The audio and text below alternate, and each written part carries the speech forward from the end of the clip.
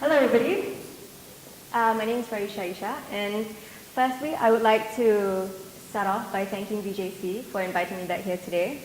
You know, when I first got the email, right, to invite me, I was very surprised and I didn't expect it at all. But I'm very, very honored to be invited here today. And I have to be honest, I'm quite nervous actually. Do I look it? I think I kind of look it. Yeah, anyway, so I'm really nervous, but you know, that's because I spent the past recent weeks looking up TED videos, and I came across like science professors talking about scientific theories and like, you know, all that stuff. And I'm an art student now, so anyway, but I also came across ordinary people who have achieved certain things that they never thought was possible. And these people, they share their stories and they hope to inspire other people as well. Now, I stand here today in front of all of you as the latter.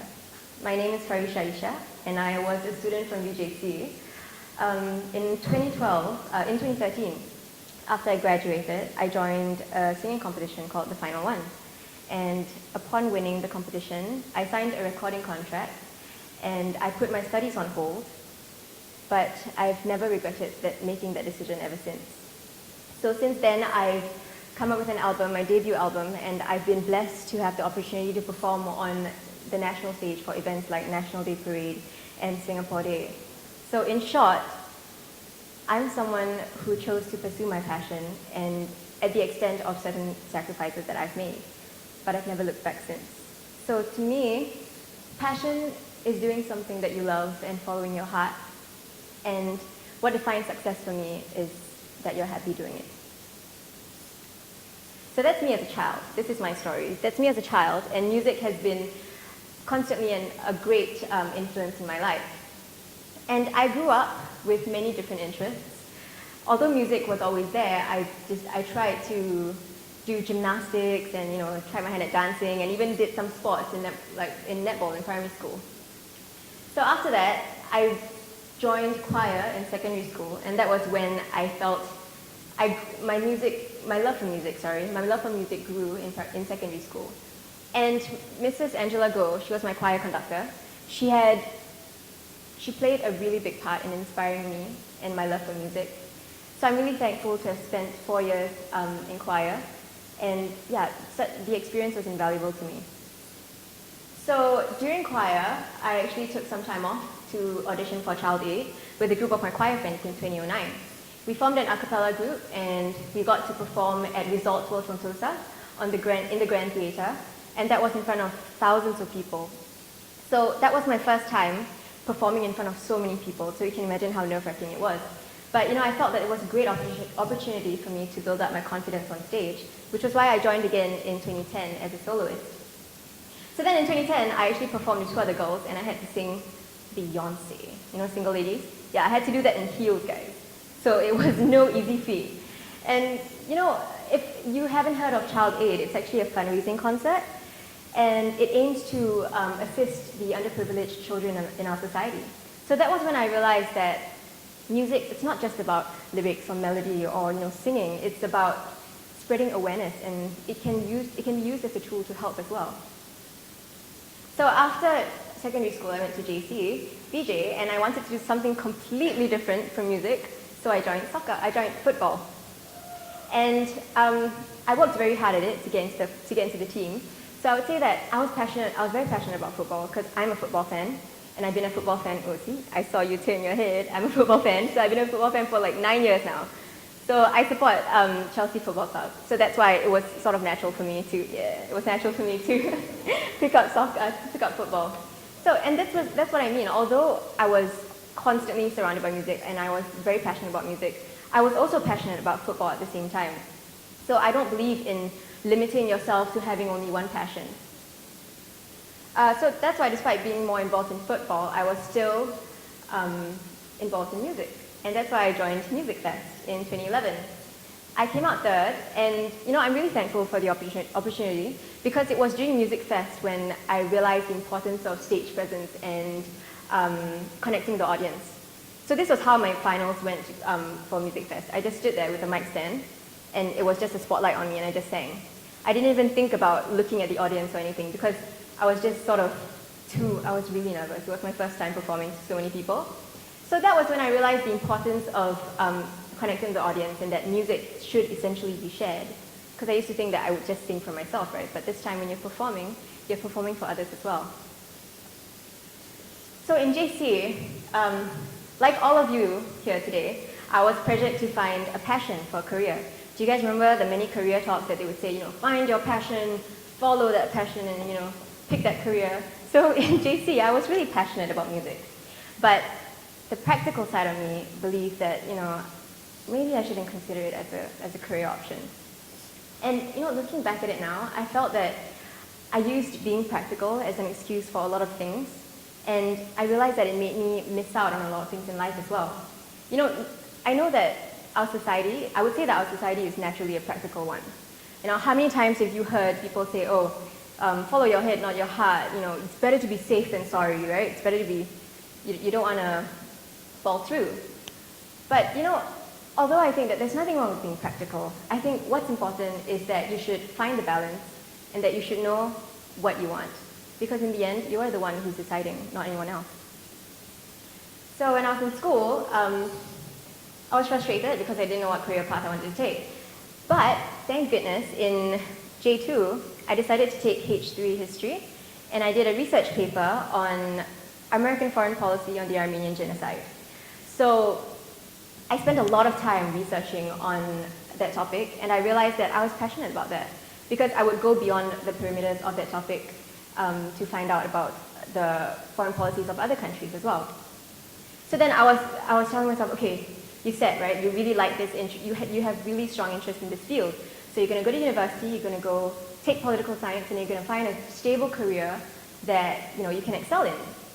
So I was all fired up to start university and everything, until, sorry, I had to be dramatic with the event that changed my life, right? So the final one came about, and prior to the final one, I only sang to make myself happy. I didn't sing to really impress others or to compare myself with others, right? And so that's why I felt like I really threw myself into the deep end with this one. Because suddenly you're on that stage, right? And then you are singing to the whole of Singapore to judge you. And you're singing to be judged by established personalities in the music industry. So of course it was a daunting idea. And to add to that, I was competing against some really, really talented people. These people, they sing as a profession, or they've entered so many singing competitions prior to the final one. So I had to be competing against these people. So of course it was very nerve-wracking for me. But, okay, sorry, okay, right. So during the final one, when I first joined the competition, I joined because I wanted to see how far I could go. And I realize now that during the top 20, when things started getting serious, I realized that I was in it for the wrong reasons. Because by saying that, I'm joining it because I want to see how far I can go, it's like I'm allowing other factors to sort of determine my progress in the competition. I don't have enough belief in myself to say that, yeah, I'm in it to win it, right? So looking back, I had to deal with the issue of the lack of self-confidence during the competition. And it was only during the later period where I decided that, I'm serious about this and I'm in it to win it. So going back to the issue of self-confidence, I feel that it was very important for me because I let things affect me too easily. Like, for example, when I'm on stage, I'm too aware of how I look or how I sound or what other people would say. So I guess Final One was a great experience for me because it allowed me to tackle that issue of self-confidence. So I realized that it stems from the need for validation. And I guess, many of us, when we have a passion, we feel like we need validation for it. Like say, okay, I have this talent, you're gonna find a passion, and then you say, okay, I have a talent, and perhaps I'm competent. But how are you gonna know if you're competent in that, in that talent? So then you would have to sort of seek the opinion of another person to indicate on whether, is this passion worth pursuing, So I guess I was like that. And looking back at it now, that was an issue that stunted my progress in the final one. And I realized that, for this whole need of validation when you're finding your passion, it's not really, you shouldn't seek it from other people, but you should actually seek it from yourself. And that's where You should be confident of what you can do and your abilities. And there will be people who go to you and say, you can't do it, you're not good enough. But so what if they say that, Your abilities are not set in stone. It's not that you can't do anything about it. And that's what I learned during the competition, that the words of others, or what they say about you, it doesn't necessarily define your worth and your competence, and it definitely should not affect the path that you choose to take. So during the competition, I also recognized constructive criticism from negative comments that I got as well. Because there were sometimes downright mean comments said about me by the public or anyone. So I guess I had to learn to get over that and to recognize the constructive criticism that I could use for myself to help me grow. So sometimes, to keep myself in check during the competition, I would, before I actually go on stage, right, I would actually have a moment to myself, and I'll think about many things, like basically why I was there in the first place. And I think for many of us, we need to constantly ask ourselves this when we're pursuing something. And we have to constantly ask ourselves, why are we there? Why are we doing this, right? So for me, before I went out on stage, I thought about why I was doing this, and I imagined myself standing on that stage, facing the audience, and thinking about, how they would react. The smiles, the little finger taps, or the little hit bobs, all those signs to show me that, they're enjoying my performance and they're happy. And I like making people happy, don't you? Right? So, so another issue that I had to deal with was, when I was singing, I tend to hold back a lot for my performances. And that was always an issue for me. Because the production crew or the judges, they would tell me, you should just let go. Just be on stage and just let go. Just sing your heart out. But I just couldn't do it. I don't know why. Until this one night, for the top 3 performance night, I sang I Look to You by Whitney Houston. I don't know what came over me, but I just decided to, you know what, Farisha? Tonight, you're going to just let go of all your inhibitions and sing your heart out. And so I did. And I would say that was one of the best performances I did on the top 3 performance night. So I did that again during the finals, and let me tell you, the feeling of letting go was amazing. I was overwhelmed by my own performance. I got goosebumps, So it's amazing because when you let go, you feel so confident, and you don't care about anything else. So after that, I decided that I'll strive to feel that way again for every single one of my performances. And then at 19, it finally hit me that music had been my passion all along.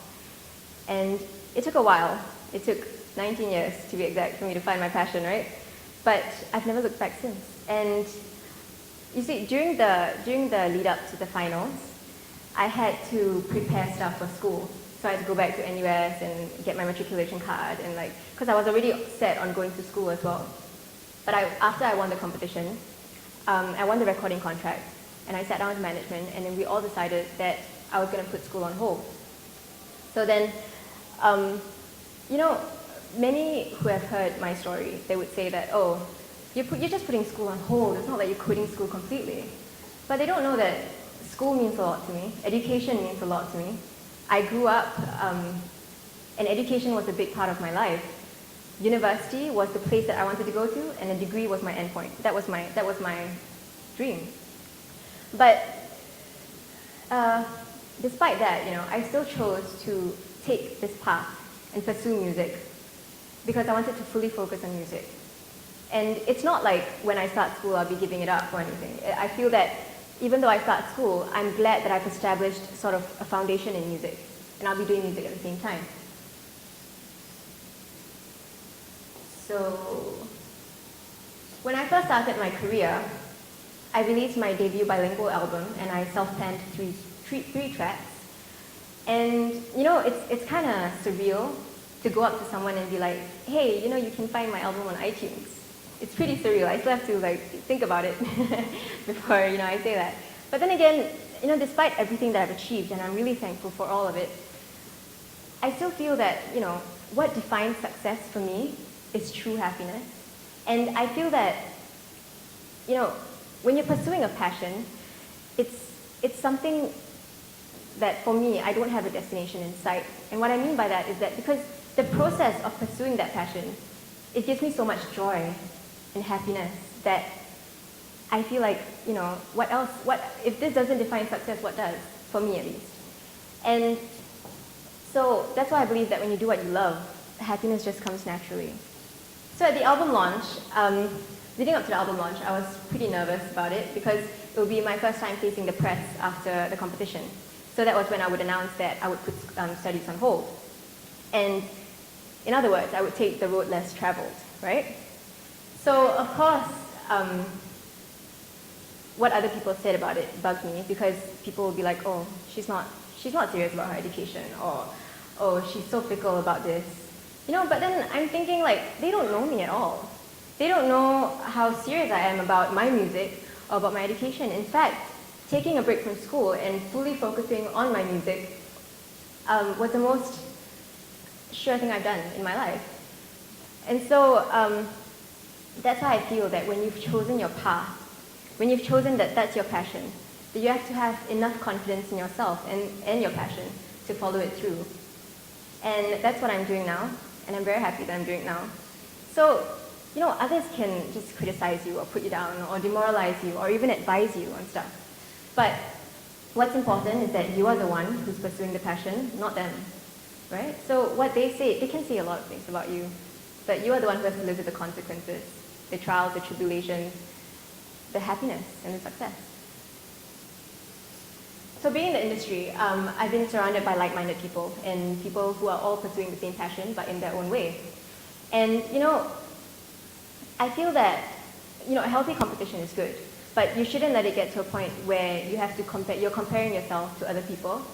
And it's very easy, especially if you're in a place where you have a lot of people who are doing the same thing, right? But I think that you should never come to a point where you shed your own skin to seem more appealing or more acceptable to other people. And that's why I feel that your downfall is when you lose sight of who you are. And I'm still trying to find who I am, but I'm set on not wanting to conform to what anybody else thinks of me. And someone actually came to me one day and said, if you don't have that self-belief, how can you expect others to believe in you? And I feel that this is very relevant to me, especially because of my career. I'm making music. And I have to make music that I believe in for people to believe in them, right? So that's why I feel that, I use these musical influences to inspire me, and I hope that I could inspire other people with my music, just like how my musical influences inspired me. So where do I go from here? Currently, I've been writing my own music, and I really do hope to make music that's believable and that can speak to people. When you listen to a song, and then you think about, yeah, I really feel sad when I listen to this song, or like, yeah, I know what this person is talking about. Do you guys get that? Right? Yeah, so I wanna do that with my music. I hope to write music to speak to people and have you relate to them. So I've been working hard at, honing my craft in songwriting, and I'm even learning the guitar now on my own, with YouTube, of course. So, yeah, and I just want to make myself a better artist and a better person.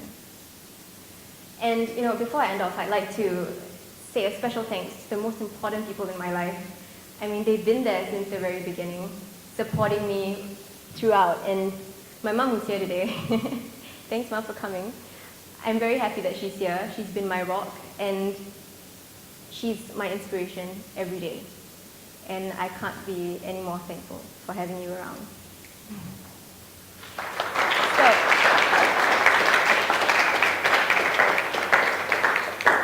Thank you.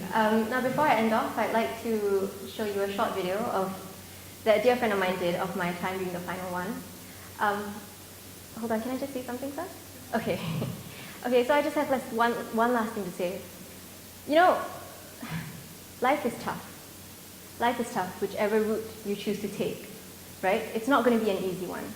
And for me, I would say that it hasn't been an easy one for me, chasing my passion. But every day I wake up and I think that, I strongly believe in this. I strongly believe in myself and what I'm doing. And so that's the thing that really pushes me to keep doing this. Because these little moments of happiness that you get, like on stage when I'm performing and I see someone smile at me, and it just gives me this really happy feeling that I've gotten through, or that I've made it, And so I think that if you have that passion, you should chase it, because I'm still chasing mine, and I'm having a ball of a time. So it's definitely worth it. Thank you.